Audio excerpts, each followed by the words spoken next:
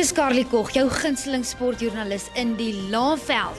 Ek praat sport. Die Nelspruit Gimnastiek Akademie het verlede Vrydag hulle tweede voorbereidingskompetisie gehou en klaargemaak. En die afrigters Marie Patter en haar span is baie opgewonde oor hierdie naweek se Mpumalanga proewe wat in Nelspruit plaasvind.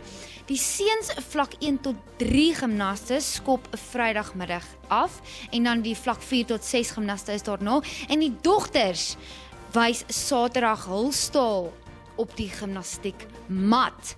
Dit is die Hoëveld teen die Laagveld voorgee liga op Matumi of dit is nou Nelspruit buitebaan.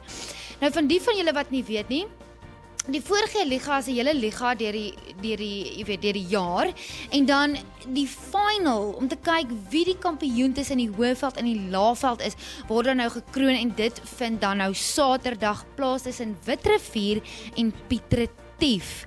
Nou kyk, ek weet nie hoe speel die manne van Piet Retief nie, maar die ouens van Witrifuur is wit warm. Die eerste ouens slaan om 11:15 af en die prysuitdeling is om 5:00. Dan, drumrolls please. Dit is die Mpumalanga Rugby Club Liga eindstryd. Nou dit is gewoonlik 'n Hoëveld teen 'n Laagveld span, maar aangesien ons Laagveld ouens sulke goeie, lekker rugby speel, is dit 2 Laagveld spanne wat die naweek in die eindstryd te staan kom. Dit is Witrifuur en Nelspruit wat Saterdagmiddag om 3:00 op Nelspruit Rugby Club se gronde plaasvind. As jy graag 'n spanlys wil hê, moet môre se uitgawe van Laagvelder nie misloop nie. Ek het bietjie daar gister, dit was nou Woensdag, saam met die kapteine van die onderskeie klubs, ou Morney Deploy en Doppies Leroux. Ek het gister bietjie saam met hulle gekuier. Hulle is lus vir die game, hulle is lus vir lekker rugby. Hulle nooi die hele Laagveld uit.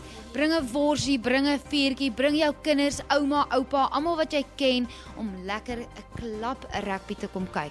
Nou ja, dit is alles van my kant af. Sien jou volgende week.